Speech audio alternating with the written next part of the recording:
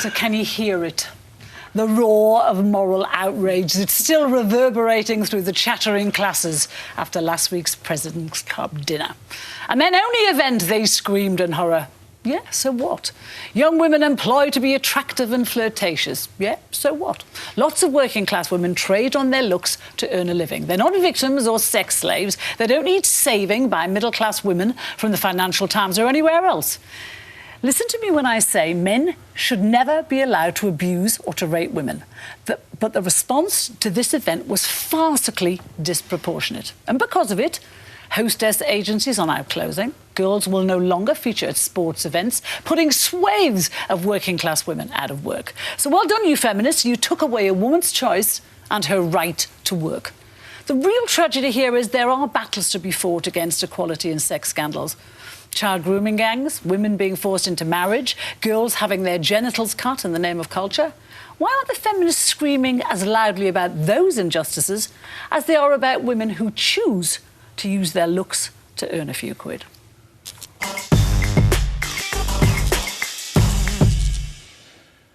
Well, normally, of course, I like to take a heavy subbing pencil to your intros, Carole, but I have to say, I think I agree with every single word and sentiment. I really, really do. We're speaking almost within hours of Formula One, as you rightly said. But here's what I don't understand. And I'm going to bring in a clip from someone who allegedly was at the President's Ball and was got at by Sky News, quite rightly, to talk about his associations with it. But if we can't have these young women at the darts matches and we can't have these young women...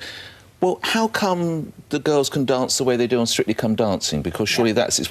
How come we even have lingerie catalogues? These women, from my understanding, they choose to do it. They're not forced to do it at knife point. Presumably Amanda Holden, when she comes out for Britain's Got Talent or X Factor, whichever it is, and she wears extra... But again, I think she's probably in control. Let's go back to the President's Club. This is Sky News getting to the doorstep of Jimmy Tarbuck. I never saw, I never heard any bad language or insinuations to them, and I left after I'd done my bit. Tell them to go to London Airport and see hen parties going on if they want to see bad behaviour.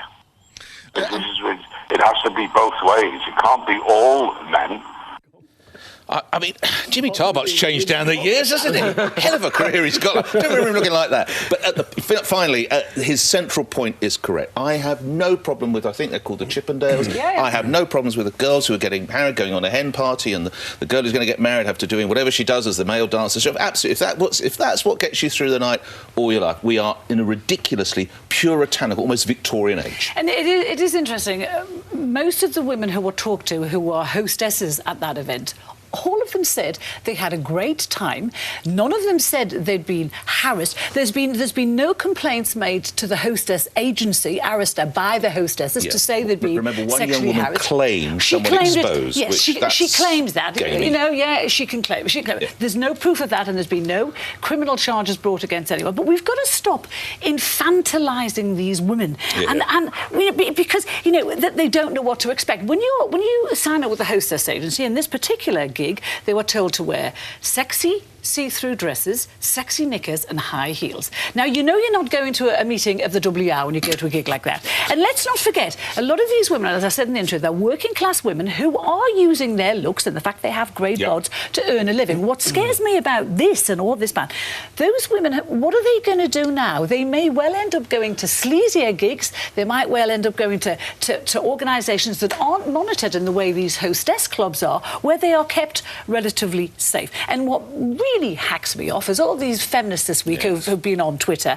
They have put women out of work and they have lost children's hospitals hundreds of thousands of pounds. I want to look at this from the human angle here, and that is that on this point I agree with Nick, agreeing with Carole, that this has got a bit out of hand. Now, whatever was alleged at this President's Club dinner clearly needs to be looked into, and if there have been abuses and excesses, then they are serious and they need to be taken with the utmost seriousness. But when we look at the human cost, it becomes difficult to think that this has gone too far. So let's take an example. So not only the women, these women who've lost their jobs, but I wanted to focus specifically on the charities, because the charities felt so shamed in taking the money that was raised that they refused to take tens of thousands, in some cases hundreds of thousands of pounds for children's hospitals. Now, there are children in intensive care units who are on the verge of life or death, who desperately need the attention and care. But because of somebody's, whether we like it or not, this is all they are. Now, they may be correct political stances, but they are, at the end of the day, political stances. Because of someone's ideological position on the rights of men and women, a hospital is turning down money that could save the lives of children. So they would rather pander to the views of the feminist Twitter mob than save children's lives. And if I was a parent who had a kid at one of those hospitals, because there's 2 kids' hospitals that have given money back, I would be storming the doors and saying, what's this about? I've been asked to read a statement. Can I read a statement from Great Ormond Street Hospital? Sure. I'm glad I do, because I'm almost too depressed to say anything else listening to you guys. This is from Great Ormond Street Hospital. You'll get over it. The expert medical treatment that children receive at the hospital will not be affected by the return of these donations. Great Ormond Street Hospital. Can I finish the statement? Sure. Great Ormond Street Hospital charity has not taken the decision to repay this money lightly. So basically, 30 grand they've given away. So according to you guys, if men aren't allowed to keep groping women, children are going to die. Children are going to die. Working class women are going to be out of jobs. You have taken what you want out of it, and you haven't taken. That's what you guys just. You were talking about sick children. That was really out of order. Lives no being one at said risk. that. But that's what we no want. We're not talking about. You know what? Would it make you happy if I say that? No, it wouldn't make me happy. Did you hear me say that? What did you just say? What? Just explain to me. I'm trying to. No, but did I say that? You were talking about sick children. No, but did I say that if men can't continue to grope women, children will die? Did I say that? We're talking about a club. I'm really actually quite outraged you suggested that. We are talking about a club. Yeah. I'm wondering if we're even talking about the same story. Yeah. The story I'm thinking of is a report where a reporter went undercover and discovered men groping women, making inappropriate sexual comments at a men's-only event. When she was asked to explain what she meant by groping, do you know what she said? One of the examples she gave? A man putting his hand in the small of a woman's back. She regards that as groping. Is it okay for a man to do that to a woman? I wouldn't be offended. If the woman herself that has allegedly been groped turned around and complained, then it's out of order. And that guy who's doing the perving or whatever needs to be shoved out of that club and double quick time, in my opinion, okay? But if he's not doing anything wrong other than just having a look about, what's wrong? Especially if the girl knows that that's the sort of thing she's got herself into. Hold on, let's just support a little of what Afua said, because I know none of us condone this, but Afua is right. The allegations are a little bit more than touching. There's suggestions of, as I mentioned, exposing private parts, putting your hands up someone's skirts. One teenage girl reportedly being so upset she went to her boss or line manager who said just slap his hand and tell him he's a naughty boy. So that is the sort of thing. So Afua is right to say that it was a far graver situation. But where I think none of us are condoning that. None of us are condoning that. And look, you can help me with this because you are an expert in this field. You've almost written books about this. Isn't the idea of feminists to empower women? So if a woman does want to be a pit lane, a grid girl, or a woman does want to come out to start a darts match, and she does it, she's not exploited, she knows what she should be able to do it. Isn't that what it's about? Choice, Feminism is about men and women being equal.